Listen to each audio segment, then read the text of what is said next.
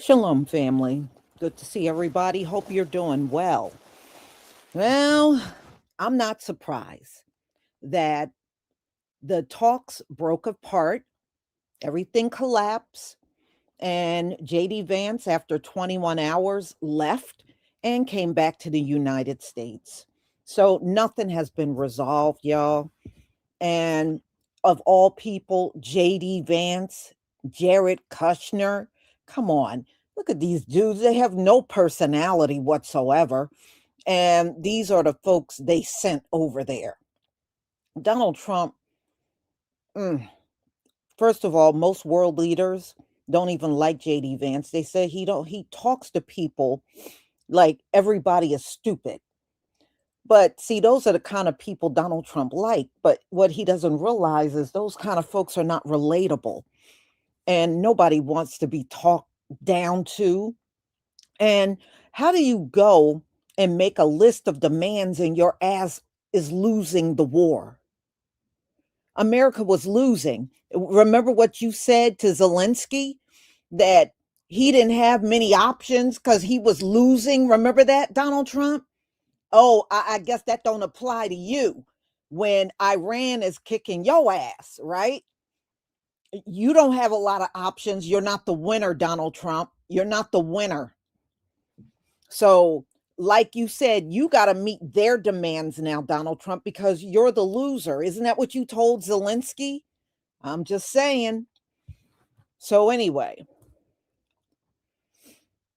no, he shouldn't be involved in nothing. Jared shouldn't be involved in anything. He shouldn't be involved in nothing. But these are the people, I guess, that Donald Trump, he trusts. These aren't DEI, but they actually are. But see, Donald Trump has a very limited way of thinking, and he likes people around him like that. And they're all like that. To me, all of them are mentally challenged in his cabinet. So it fell apart. I think even if they came together today, it would fall apart again. You can't go there acting like you won, Donald Trump. Just because you say that mess, it doesn't mean it's true. So, y'all, let's get to it so you can hear what's happening. But before we do that, somebody was reaching out to me. The sale on the botano oil is over. It ended on the 11th. All right. So there are no more discounts on the botano oil. You can still purchase it, of course. So just a reminder, I just added some more creamy emu oil pomade. So if you were looking for it, and it did disappear for a few hours, but I do have it out there again. Okay, so it is available. So let me get to... Okay. Please give me a 1 if you can see my screen.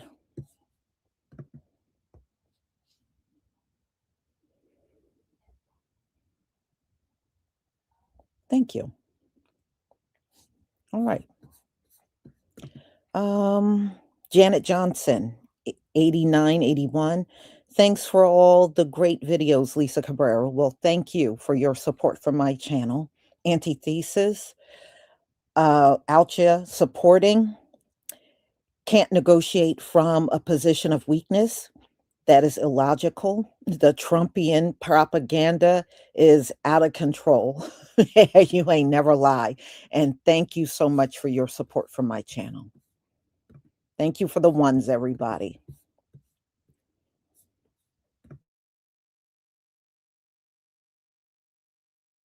Munir, who were both incredible hosts. And whatever shortcomings in the negotiation, it wasn't because of the Pakistanis, who did an amazing job and really tried to help us and the Iranians bridge the gap and get to a deal. We have been at it now for 21 hours, and we've had a number of substantive discussions with the Iranians. That's the good news. The bad news is that we have not reached an agreement. And I think that's bad news for Iran, much more than it's bad news for the United States of America. So we go back to the United States having not come to an agreement. We've made very clear what our red lines are, what things we're willing to accommodate them on, and what things we're not willing to accommodate them on. And we've made that as clear as we possibly could. And they have chosen not to accept our terms. Donald Trump is freaking the hell out because everybody around the globe is mocking the so-called on again, off again ceasefire deal that he agreed to with Iran. Now, we don't know if the ceasefire is still a thing, or if the Strait of Hormuz is open or not, or there's going to be a $2 million per ship toll payable to Iran, but Trump wants in on that. The whole thing is somehow even more of a disaster now than it was just a couple days ago. Because, of course, Israel, through continuing to bomb Lebanon, killing about 250 people yesterday alone, did violate the agreement of the 10-point ceasefire plan. Of course, the United States also flew drones into Iran, which violates the ceasefire agreement.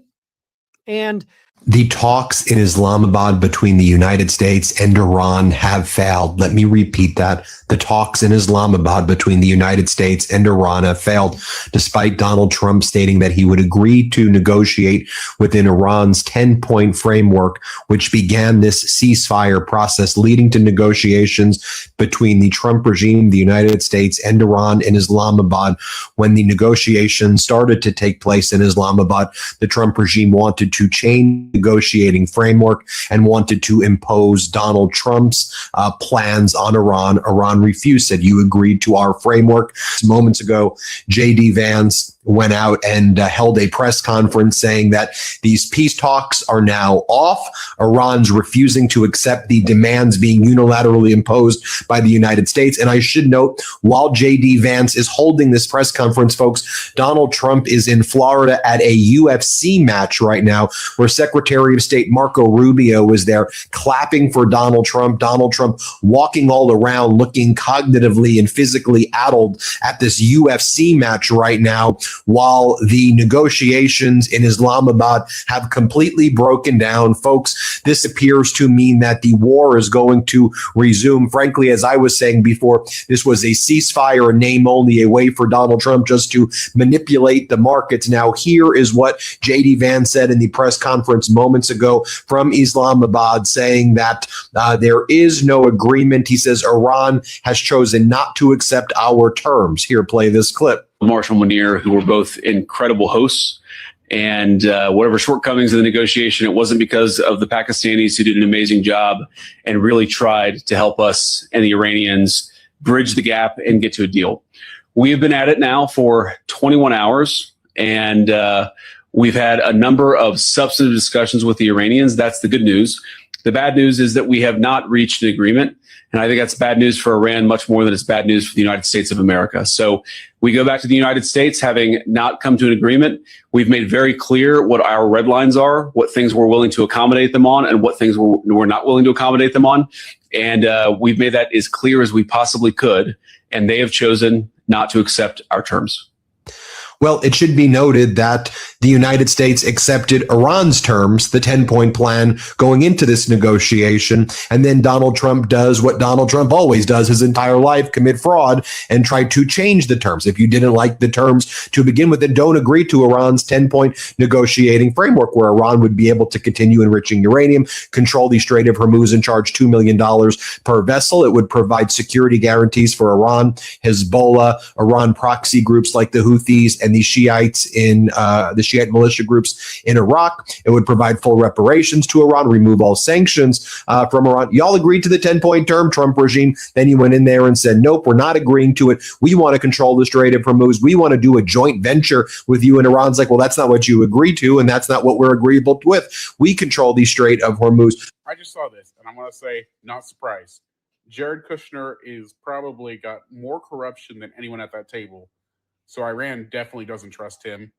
And J.D. Vance is the most inept politician that we have probably right now. So he's not going to get anything done. So, of course, talks collapse.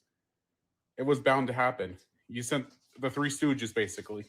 Through the Strait of Hormuz. And we can't release that. No matter how much we talk, no matter how much we bluster, no matter what Pete Hegseth can get up there and say what he wants. These are words. We can't do it, which is why we were seeking an off-ramp. And we had one until we had to go report to Bibi.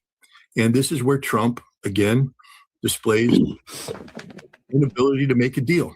Because Bibi went, well, wait a minute, why weren't we coordinated with? Well, what Trump should have said is, you're the one who told me on February 11th that this was going to be a cakewalk. You're the one that told me in that private meeting we had in the Oval Office with your head of Assad that regime change was not just a possibility, but a probability. You're the one that said if we drop bombs and kill Ali Khamenei, it's all going to collapse. You're the one that told me that you had people ready to rise up in the streets. None of that happened, Bibi. None of that happened. You're the one that told me that you had a solution to the ballistic missiles, that if we just surged in, we had the targets, we suppressed them, and the missiles go away. You told me that, Bibi. I disregarded the advice of my entire cabinet.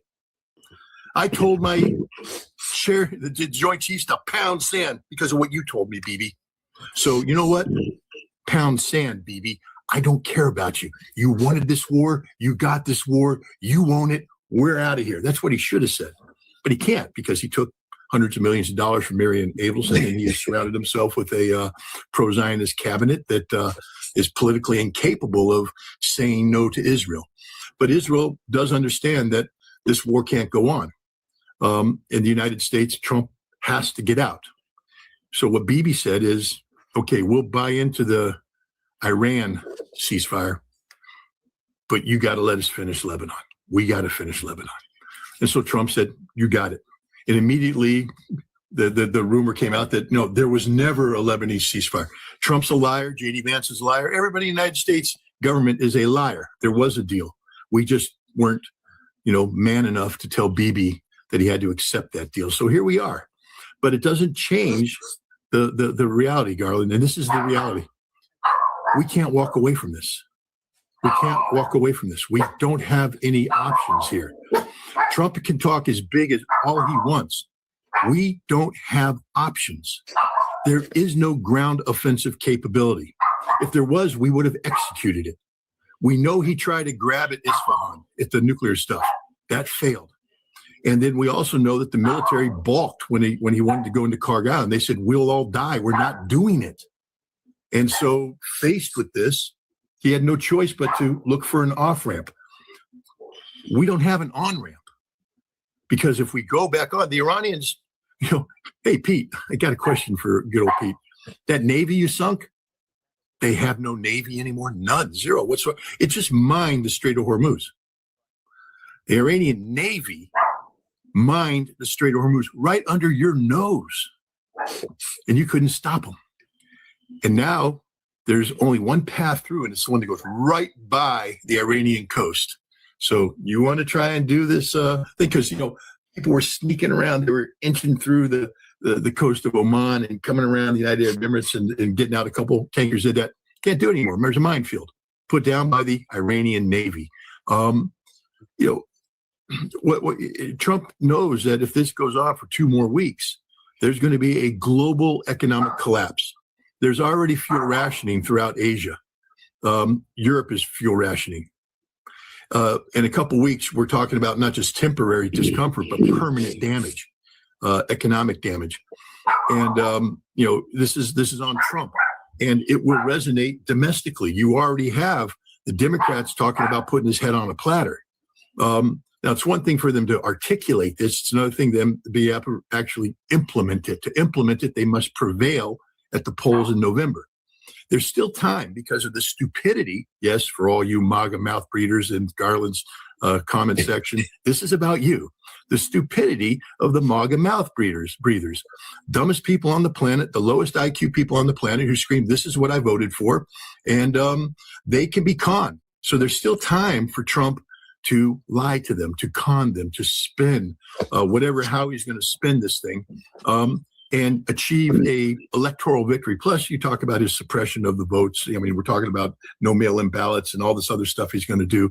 The 21-hour U.S.-Iran talks in Islamabad have ended without any agreement. The American vice president quietly left Pakistan and is already heading back to the U.S. But before he boarded the plane, he dropped one line that could shape the days ahead. And we leave here with a very simple proposal, a method of understanding that is our final and best offer. In short, after America's final and best proposal, the decision now rests with Iran. Will this war restart, or can it be stopped for good? The Iranian delegation has also left Islamabad and returned home. Iranian media is blaming the U.S. for the breakdown. The main sticking points? Iran's nuclear program, war reparations, and lifting sanctions. As you know, we're now on day 4 of the ceasefire, but the clock is ticking fast. Only about 10 days remain. If no deal is reached in that window, the U.S. and Iran could face off again. And this time, the conflict wouldn't just be more dangerous, it could drag on much longer too. What do you think? Will Iran accept the deal, or is this war starting again? Drop your prediction in the comments right now. That's Steve from Steve Daily. So the talks are over. The big question now, will the ceasefire sustain, or will there be a return to full-scale war? We understand that the main sticking points were, unsurprisingly, the Strait of Hormuz, which Iran wants to maintain sovereignty over, and any deal that would be done would need some kind of Russian and Chinese oversight. Of course, there is also the issue of Lebanon. Iran says that it is willing to accept the previous terms that were dealt with in Geneva with regard to a nuclear weapon and does not affirm any wish to have a nuclear weapon.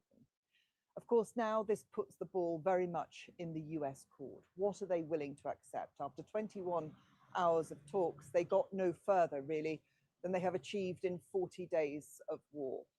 They will have to decide whether or not they are willing to wait, to give more time for conversations and back-channel conversations, or whether they see this as the moment that they restart the war in this country. It is hard to see what restarting the war would achieve, because it has not achieved any of the goals they sought to achieve at the beginning. But that in itself does not mean that it won't happen.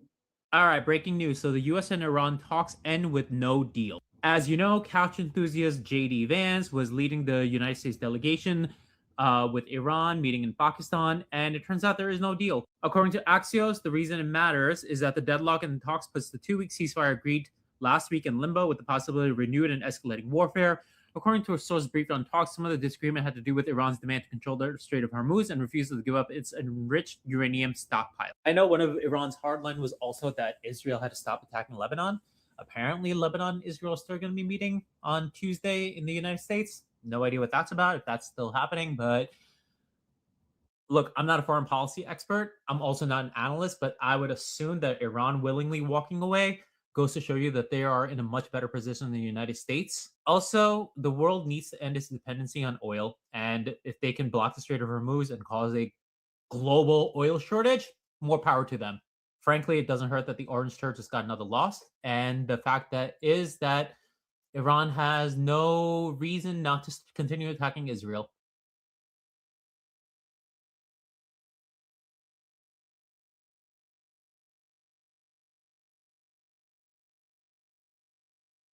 Well, the only thing I'm looking for is to see if this whole thing will resume. You know, all the other stuff is pretty much irrelevant. Number one, I don't know why they think Iran got to give in to them. The US is really in a very weak position. Okay, you're in a weak position. Everything you claim you were going to do, you didn't do. You did not take the Strait of Hormuz and spoke for weeks about that. You didn't. You piling people over there like you're getting ready to do some ground invasion. And Iran already said they're waiting for you. They're ready. And I believe them. And, you know, you were going to obliterate them. And all this time, since bombs been dropping, I don't see where you obliterated them, Donald Trump. I mean, I'm just saying, I don't see it. So no matter how you look at it, they can sit there and be in the right for refusing anything the US put on the table. You didn't win. So, I mean, it's funny. So Donald Trump sent JD Vance. Well, I right right there, I knew it was gonna be a failure. JD Vance, please. Mm-mm-mm. Well, I did hear a little more about this woman that's coming out against Melania because she's wealthy, just like Trump and Melania, you know? Well, anyway, when she got detained by ICE, by the way, her ex-husband set her up to get deported and he took their son and she wants her, she wants her child back. She was upset because she sat at an ICE detention center for it was either a few weeks or a few months. And Melania, who was supposedly her friend, didn't even try to get her out. So she is so mad at Melania. She was like, I was your friend. I've been your friend for 20 years. And she did not try to get her out of the ICE detention center. Even if you wanted to deport her, you could have at least just flown her home and get her out of left her in the detention center. So that's why she was so angry with Melania because she knew she was there too. And she did nothing. Did nothing. So now she's furious. She don't have her son. And she now understands she don't have her friendship with Melania. That's why she's now coming out saying she's going to reveal everything. And Melania is trying to make it look like her hands are clean in this whole thing. And from what this woman is saying, it's far from clean. Melania is not telling the truth.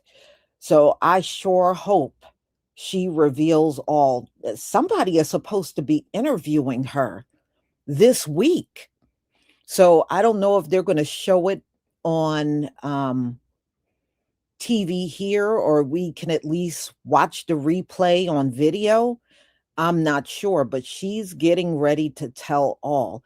Because I was wondering what happened because I did hear they were friends for 20 years.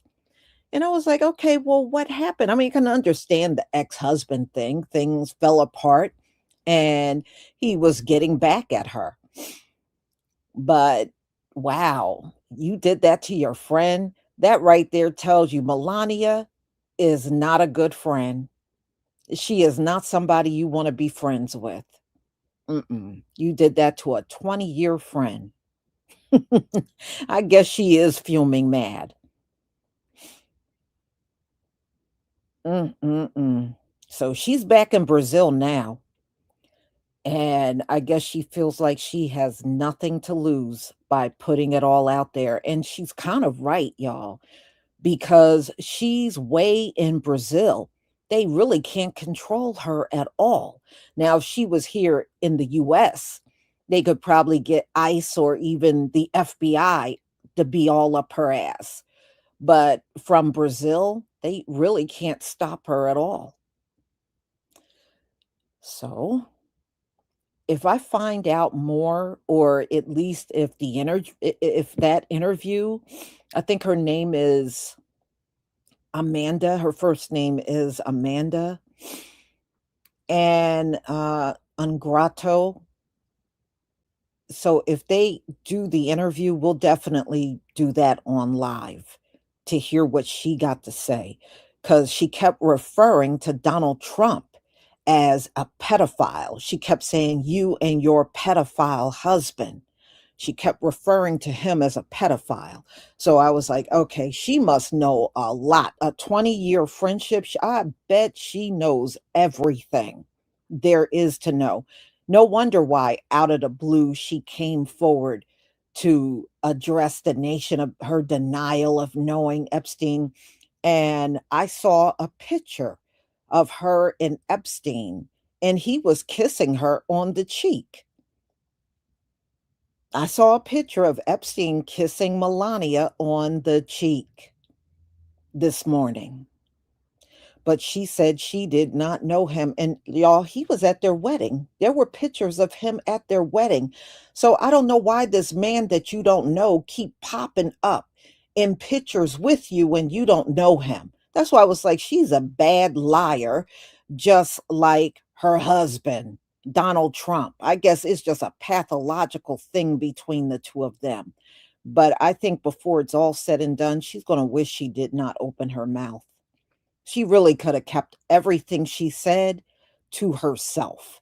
Now people are paying attention to what's going on, and they're paying attention to this Amanda that's in Brazil.